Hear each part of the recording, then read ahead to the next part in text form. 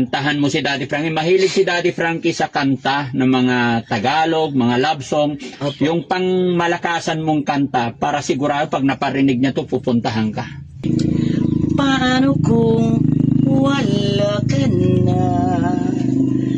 Paano ba ang mag-isa?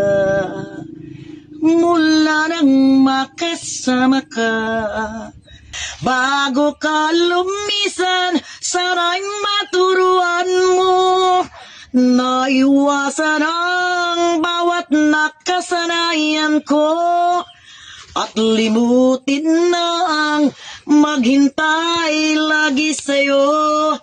Paano ba ito?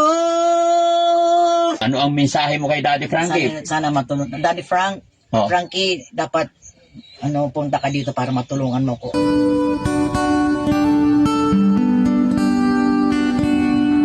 Nyo, may lutuan din ako. May lutuan ka? Pero may mga kahoy, kahit na po mahirap. Dapat huwag pababayaan yung panggatong. Kung nakapaghanap ka, meron kayo gagatong. Oo. Ganun po yun. Ganun po ba yun, Nay? Opo. Kahit mahirap, Ay, dapat nakaprepare lahat. dapat may panggatong. Opo. Para pag may naghanap- kinita. Pag may kinita, di magsasaing ka na. Oo. Ganun po yun. Oo, kasi mahirap Hindi naman. yung pag maghahanap ka ng may hanap ka ng pagkain, Mm. pag maghahanap ka pa ng may panggatong, di pag gutom ka na Oo, wala pang luto. naka-prepare po. Pero sa ngayon ay paano ka nabubuhay sa Barangay health worker po ako ng barangay Panangkol. Yun lang po. Malit lang naman po ang sweldo ko. 600 a month lang po. 600 a month yung sweldo mo. Opo. Upo ka na, pwede bang makiupo? Sige po. Pasensya na po ko sa bahay namin, bahay kong maliit. Oo. Ito po yung tinitirang ko, tingnan nyo. Kahit na maliit basta yung sarili ko lang po. Opo. Yung hindi ako aasa sa mga anak ko, mahirap din naman sila. Ilan ba anak nyo na eh? 8 nga po, isa pa yung binata.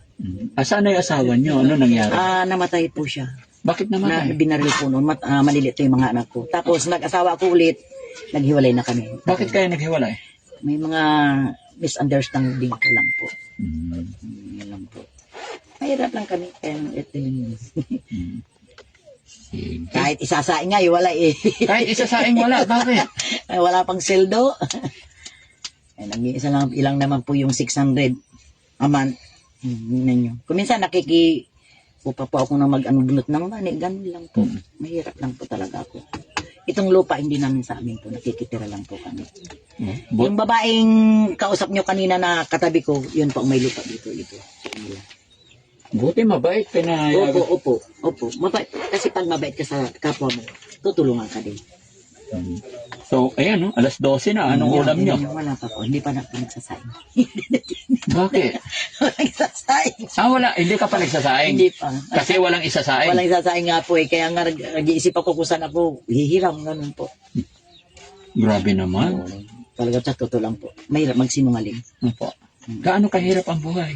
Talagang mahirap po. Talaga pag wala kang income na At yung sibuyasan po, yun lang po ako nakakadiskarte. Nagkakapera. Oo po. Pag nagsisibuyas ako, nakikiupa pa ako sa Ngayon, tag-ulan na, taghirap ka. Talagang taghirap po, sir. Talaga. Pag wala.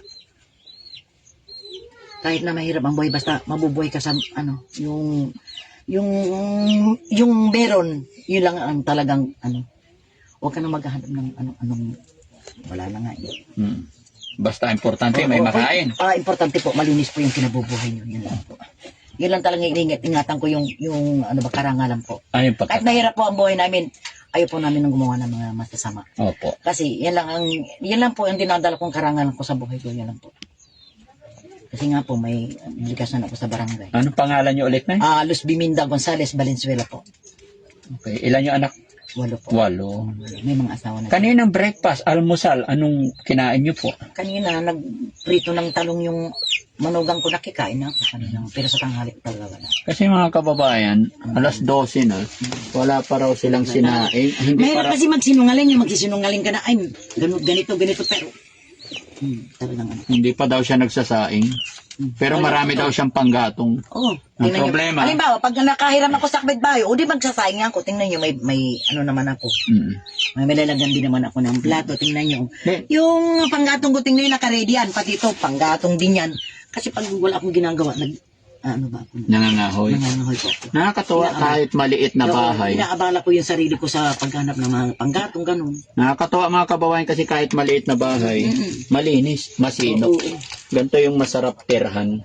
Hindi Kahit naman malinis natin ako. tinitignan yung bahay na bato. Oo. Kung saan nakatira naman po ay kwago. Ayun. Kahit maliit lang yung bahay, basta masinop, maayos, masarap sa pakiramdam. Yun nga lang, nakakalungkot kasi hindi pa nagsasaing si nanay. Diba? Alas 12 na po.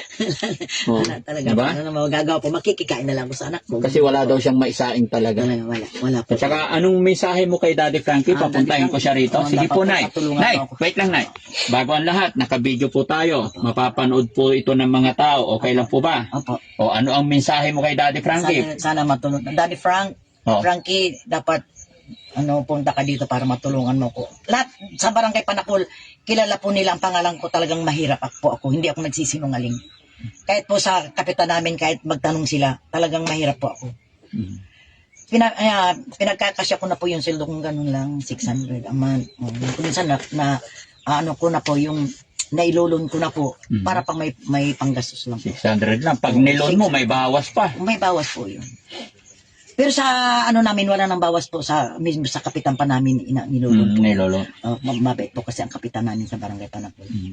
Pa-shout out dyan kay Kapitan de la Cruz, Edmundo de la Cruz. Mabait po talaga ang kapitan namin dyan. Ay, salamat sa kay barangay Cap. Panakol. Shout out sa iyo, Opo. Cap Edmundo de la Cruz. Mabait po talagang kapitan namin yan. Okay. So, sige, Nay. Sige. Kaya na sinabi ko, naka-video to, makakarating kay Daddy Frankie. Sige. Ano ba ang gusto mong hilingin? Pwede mo nang sabihin po. Yung ano po, Sige po, Nay.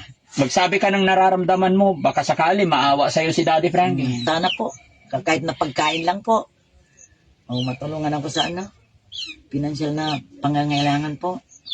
Yun lang po. Sige po, Nay. Manawagan ka. Mapapanood ni Daddy Frankie. Daddy Frankie, sana po, sa hirap ng buhay ko siguro po, hindi naman po masama yung humingi ng tulong sa malinis na paraan po. Sana po matulungan mo kami, yung matulungan ko ako sa pamumuhay kong ganitong sobra po ang hirap talaga. Kulang po talaga yung kinikita ko.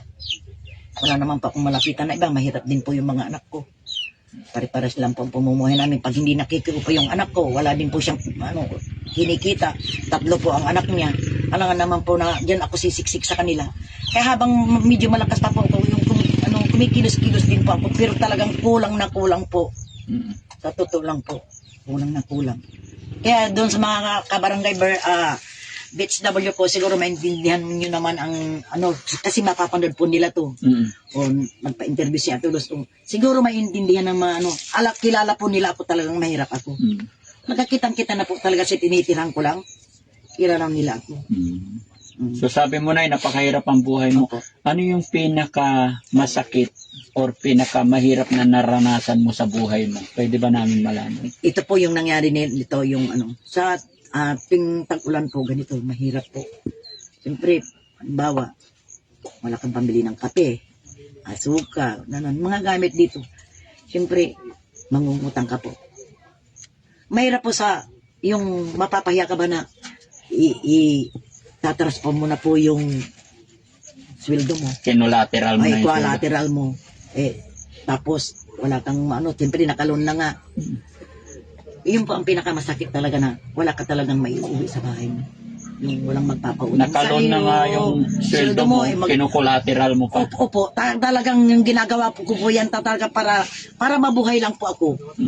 Yun lang po talaga ang pinakamahirap, yung naranasan ko talagang mahirap po. Kahit tingnan nyo dyan, talagang wala akong bigasan talaga, wala. Pag yung meron nasa sako lang. Pag makakadiskarte po ako. Medyo nang buhay ko. Sige na, ipaparating namin kay Daddy Frankie to, ha? Opo. Okay, at sana loobin ng Panginoon na Sana po. makita yung sitwasyon Siguro- kalagayan ni Daddy Frankie. Siguro, ito na siguro yung sinasabi ni Lord na pag kumatok ka, ikaw ay pagbubuksan. Siguro ito na po yung daan. Bakit po, Nay? Ano bang pinagdarasal mo kanina? Sana po, may tao pong tumulong talaga sa akin. Hindi naman po talaga ako taga rito, taga Aurora pa ako. Yung nakapag-asawa ko taga dito, yun, namatay po asawa ko. Nakipag-asawa ulit, hiwalay na naman. Ano pinagdarasal mo ngayon? Sana po yung medyo umano din po yung buhay ko. Kasi matanda na ako eh. Mm. May talento nga naman ako.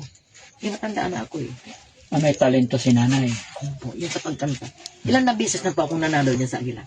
The Voice Aguilar po.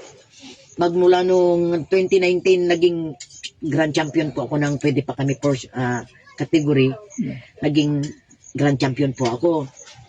Tapos itong nakarang March 14, naglaban-laban kami. Natalo po ako sa The Battle of the Champion ng The Voice Aguilar. Natalo po ako. Marami po kaming Pero ba't ganun na eh? May talent pero hindi pa rin talaga talagang siniswerte. siguro tangkap ko naman na siguro hanggang doon lang ang talento ko po. Mm. May talento nga naman ako, hindi ko naman nagagamit. Ba't naiyak naman si nanay? Siyempre, ganito po. Masaya po ako dahil nandito kayo. Mas masaya ka siguro na pag nandito si Daddy Frankie. Talagang masaya po ako pag siya'y dumating.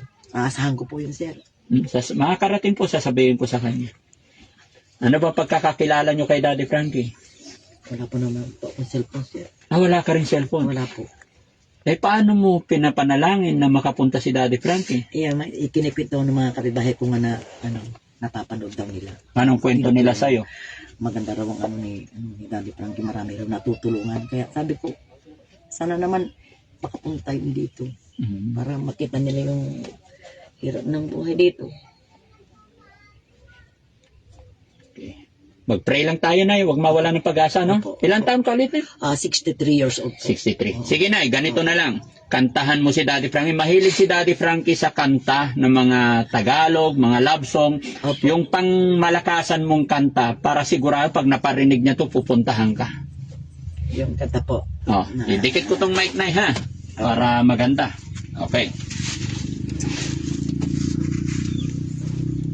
Tagalog po. Bahala ka po, Nay. Sige. Paano kung wala ka na? Paano ba ang mag-isa? Mula nang makasama ka, kung paano'y limot ko na. Paano ang pag-ibig ko? Kung di rin lang laan sa'yo, kung ito may pangarap din, paano ba ang magising? Bago ka lumisan, sana'y maturuan mo na iwasan ang bawat nakasanayan ko at limutin na ang maghintay lagi sa'yo. Paano ba ito? Okay, raming bagay na hindi ko na alam, tulad ng lumuwa at sa'yo ay magdamdam, dahil naniwalang labis mo akong mahal, laman ng bawat mong dasal. Paano ba aking mahal? Paano ba mahal? Ito po ay para sa iyo, Daddy Frankie. Galing naman ni nanay, no? Nakaka-touch ng damdamin yung kanta ni Lalo nanay. po yung pag may background, yun talaga po yung Mas maganda pag may background. Opo. Nay, kahit wala pang background, nakaka-touch na eh. No? Opo. Pinagpala ka na eh, no? Sana. Kasi may talent, tapos until now, malakas. Opo. Sa awa naman po ng Diyos, wala naman po ako nararamdaman. Yung mata ko lang po. Okay. Medyo siyempre, 63 years old ko na po. Kailan pa-check up mo na eh?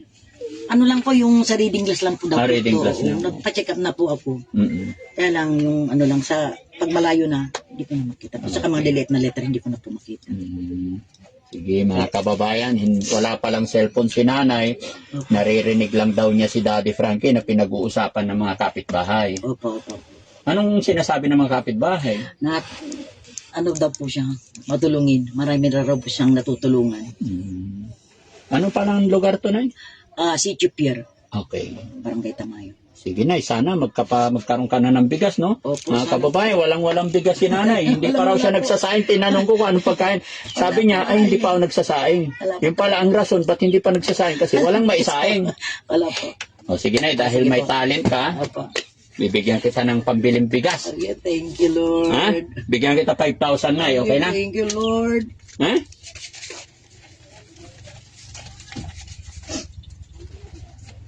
Masaya ka ba, Nay? Masaya po ako. Salamat po, Daddy Frankie. Sana pag punta nyo dito, matulungan nyo pa po ako. O, Nay. 1, 2, 3, 4, 5, 6, 7, 8, 9, 10. Thank you po. Maraming salamat po. Kahit Ano? paano po, makakabili na po ako nitong kalahating kaban. Makakabili pa na po ako ng kape, asukal, ulam, ganun po. Opo. Kung mag-isa ka lang, matagal na eh. Opo, Bili ka opo. isang sakong bigas, Opo, yung bibili ko 25 po talaga kilos. po ito. Grocery ka na po ng mga Opo. kape, Yun na nga asukal. po. Kasi tag-ulan po. Bagoong. Yan ang mga importante. Yun na nga po eh. Okay, sige na. Kami po yung mga kasamahan ng Team Daddy Frankie. Kami ang Team Daddy Frankie. Thank you, Lord po. Ano ang masasabi mo? Maraming salamat po sa grupo ng Team Daddy Frankie. Sana pagpalain pa po kayo ng may kapal. Sana po mas lalo po kayong ano. Shout out natin ang ating kapitan, ating mga kasamahan sa barangay. Shout po kay Barangay Captain Edmundo de la Cruz, sa mga kasamahan kong BHW, sa mga barangay kagawad. Sana po mapanood niyo po ito, Kap. Natalasan niyo siguro hirap na bilay ko, kaba yoy kabibilay ko. Alam niyo po yung buhay ko talaga mahirap ako. Alam ni Kapitan yan. Okay. Opo. Sige. Nay, i-upload namin to sa YouTube, Opo, mapapanood ng mga anak mo. Opo. Walang problema. Wala po. Okay, so ayan mga kababayan, mga kabarangay, maraming salamat po. Magandang hapon na, bili ka na po. Opo. Babalik po kami dito kasama si Daddy Frankie. Ay gusto ko pong makita. Manood ka sa YouTube para makilala mo ng luto si Daddy Frankie. Ano po? Opo. Panoorin mo yung video mo. Makikilala mo si Daddy Frankie. Ano? Opo. Tsaka babalik pa kami dito, Nay. Opo. Okay? Nasa duyan po ako, talagang umiiyak ako. Sabi ko, ba't kaya sabi ko ganito? Talagang, may dumating na siguro. Hindi namin alam na, sabi ko, magtatanong lang yung mga siguro, mga yan. Kala ko, barka din ni, yung dyan, Amerikano dyan. Kaya, lang kami, nag-standby lang kami dyan. Okay. So, inaasahan mo ba, Nay, makakatanggap ka ng blessing sa araw na to? Hindi po. Hindi. Opo. Pero ang Panginoon po, talagang number one na Yes. Opo, Yan ang opo. power ng Panginoon. Opo. Diba? Kahit na nandiyan ka lang, kung talagang dadating sa'yo ang biyaya. Opo. Kaya, Humiling ka lang kay Lord. Yes. Tuk-tuk ka, ikaw ibubog. kaya bawat blessing na dumarating, pasalamatan natin Opo. si God. No po? Opo. Ang Team Daddy Frankie ay kasangkapan lang din po. Opo. Inay. Maraming salamat po. So, alis na po kami, Nay. Kunin ko lang yung mic. Opo. Thank you po. Bye-bye tayo mga kababayan. Maraming salamat. Ayan, paki-share po yung video. Kung nagustuhan nyo yung kanta ni Nanay, paki-share nyo po yung video para balikan natin, para pakantahin natin ulit. At kung ano yung request ninyong kakantahin ni Nanay, pwede po. No? I-comment nyo dyan. Maraming salamat. God bless po. Opo.